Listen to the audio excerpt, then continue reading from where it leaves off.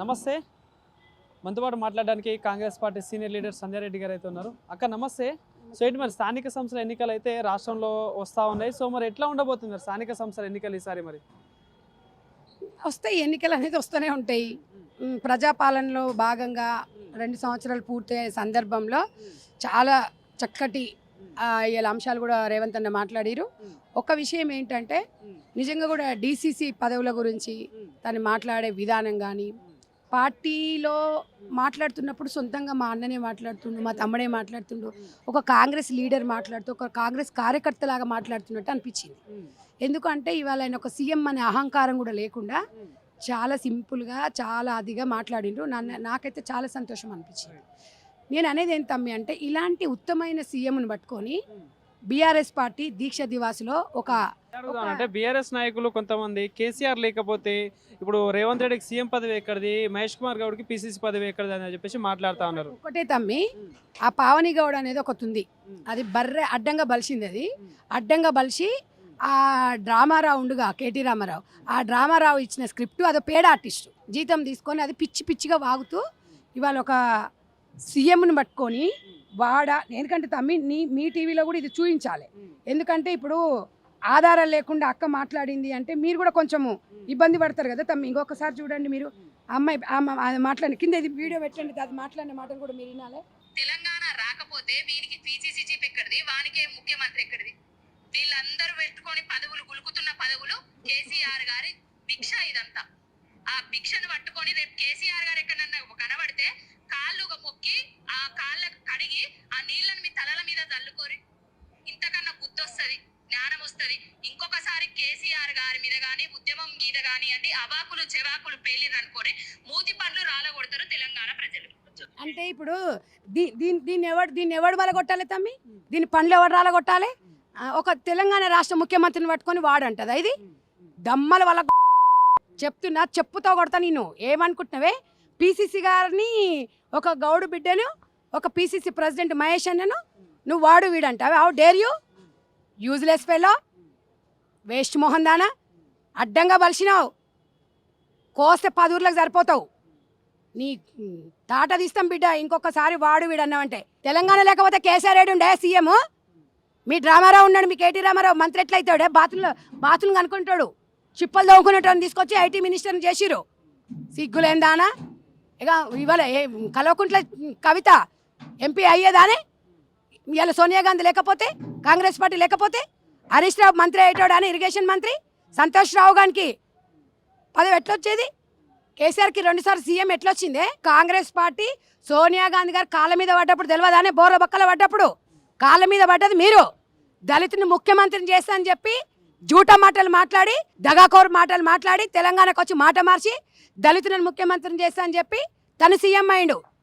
మీరు చీటర్సు, మిమ్మల్ని దన్నాలి అందరు తెలంగాణ ప్రజలు.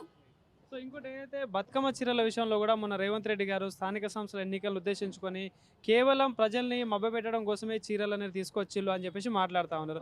ఓట్ల కోసమే చేసిల్లు అని చెప్పేసి చెప్తా ఉన్నారు. ఏం చెప్తారు? ఒకటే తమ్ముడు, వాళ్ళు ఎట్లనన్నా అనుకోని, మా రేవంత్ అని ఇప్పుడే చెప్పిండు.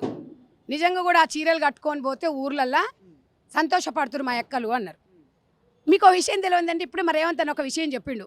గతంలో కేసీఆర్ చీరలు ఇస్తే మొత్తం తగలబెట్టేటోళ్ళట, తగలబెట్టి తిట్టుకునేటోళ్ళట. ఇలా తెలంగాణ రాష్ట్రంలో 1 కోటి మందికి అంటే అక్కడ అందక 1 కోటి మందికి ఇవ్వాలన్న ఒక ఆలోచనతో గ్రామీణ ప్రాంతాల్లో 65 లక్షల మంది మహిళలు ఉన్నారు కాబట్టి ఇద్దామని అనుకున్నారు.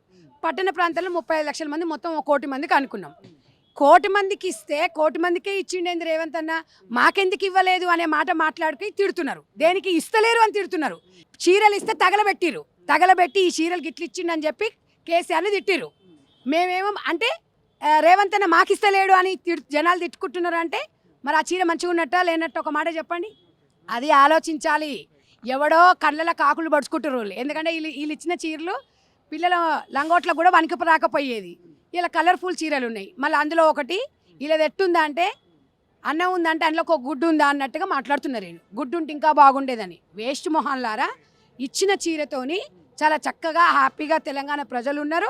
ఇవాళ ఇంద్రమ్మ పేరు మీద ఒక చీరని ఇచ్చినాము, ఆ చీరతో అందరు సంతోషంగా ఉండరు. ఆడబిడ్డలు సంతోషంగా ఉండాలన్నాం. మీలాగా ఓట్ల కోసమో దాంట్ల కోసమో పోరాడే పార్టీ కాంగ్రెస్ పార్టీ కాదు. అలా పోరాడితే మీలాగా 3 నాళ్ళ ముచ్చట అయ్యేది, ముడుచుకొని పోయేటోళ్ళం. 140 సంవత్సరాల చరిత్ర కాంగ్రెస్ పార్టీని ఎవరు టచ్ చేయలేరు. దానికి ధీటుగా ఏ పార్టీ కూడా రాదు. సో మరి ఏదైతే స్థానిక సంస్థల ఎన్నికల్లో 42% రిజర్వేషన్ అన్నారు, కామారెడ్డి డిక్లేషన్ అన్నారు, కానీ బీసీలను మోసం చేసింది కాంగ్రెస్ పార్టీ అంటూ సో మాట్లాడుతున్నారు. బీసీ సంఘ నాయకులు కూడా మాట్లాడుతున్నారు. ఏంటి మరి బీసీల పట్ల కాంగ్రెస్ పార్టీ న్యాయం చేసింది అనుకుంటారు? 100% బీసీలకు న్యాయం చేసిందని ఇవాళ ఉదాహరణ డీసీసీ ప్రెసిడెంట్లు. డీసీసీ ప్రెసిడెంట్లు ఒక్కసారి మీరు చూడండి, గొప్పోళ్ళకి ఇచ్చిందా లేకపోతే ఇంకెవరికన్నా ఇచ్చిందా, ఇంకేమన్నా అది చేసిందా? ఒక్కటే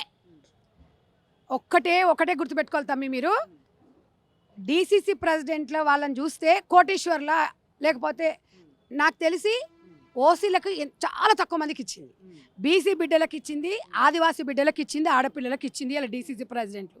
వీళ్ళ మొఖాలకి బీఆర్ఎస్ పార్టీలో 5 సంవత్సరాలు అధికారంలో ఉన్నప్పుడు ఒక మహిళా మంత్రి ఇయ్యలేదు. వీళ్ళు మాట్లాడే రైట్ ఎక్కడదని నేను ఇవాళ గాంధీ భవన్ సాక్షిగా, గాంధీ భవన్ వేదికగా మాట్లాడుతున్నా. వీళ్ళకి రైట్ లేదు. తెలంగాణలో బీఆర్ఎస్ పార్టీ అనేది బొంద పెట్టేసిరు. తలకాయ కిందికి కాలు మీదకి చేసిన మళ్ళీ అధికారంలోకి రాదు. చెక్క ఒక్కొక్కడు ఇవాళ తివార్ జైలుకి ఒక ఆమె పోయింది. ఇక్కడ ప్రతి ఒక్కరు జైలుకి పోవాల్సిందే. తెలంగాణలో సొమ్ము తిన్నోళ్ళు, దోసుకున్న వాళ్ళందరినీ కర్మ అనేది వదిలేత్తమ్మి. 1200 మంది పిల్లల బలిదానాలు అనేది ఆ ఆత్మ ఘోషిస్తుంటుంది. ఆ ఆత్మని ఒకడు ఫామ్ హౌస్కి అంకితమైండు, ఒకడేమో ఏం మాట్లాడుతుండో తెలియదు, ఒక ఆమెనేమో మొత్తం ఊర్లు పట్టుకొని అవేదో వేషాలు వేస్తారు చూడు, వేషాలు మార్చుకుంటూ ఆమె తిరుగుతుంది. మరి ఇక ఇలాంటి వాళ్ళ గురించి మాలాంటి వాళ్ళతో మాట్లాడించి తిట్లు చేయడం కన్నా మా కాంగ్రెస్ పాలన తెలంగాణ ప్రజలకందే అందాలే. మంచి ప్రజాపాలనలో అన్ని గ్యారంటీలు పథకాలు కానివ్వండి, ఒక పాలన మంచిగా జరగాలని నేను కోరుకుంటున్నాను. నిజంగా 2 సంవత్సరాలలో డిసెంబర్ 9వ తారీఖు నాడు హ్యాపీగా అందరం పాల్గొనాలి. మేము చేసిన అభివృద్ధి ఏందో గతంలో మాకు ఇచ్చినప్పుడు క్లిష్ట పరిస్థితిలో ఉండే మనకు గవర్నమెంట్ అధికారం వచ్చినప్పుడు, ఆ గవర్నమెంట్ అధికారంలో వచ్చిన దాన్ని కూడా చాకచక్యంగా ఇవాళ డిప్యూటీ సీఎం బట్టి విక్రమార్క గారు, ఇవాళ మన రేవంత్ అన్న చాలా చక్కగా, వాళ్ళ మంత్రివర్గం చాలా చక్కగా పనిచేసింది. మా తెలంగాణ రాష్ట్రానికి మా పీసీసీ ప్రెసిడెంట్ చాలా చక్కగా పనిచేస్తున్నాడు, ఆహార్నిశాలు పనిచేస్తున్నాడు. మాకు అవకాశం ఇచ్చిండు. ఇవాళ గ్రామీణ ప్రాంతాలలో కష్టపడ్డ వాళ్ళకి, మహిళలకు కానీ కార్యకర్తలకు కానీ సర్పంచి నిలబెడుతున్నాము. మేము వాళ్ళ కోసం మేము కూడా పనిచేస్తాం. Thank you.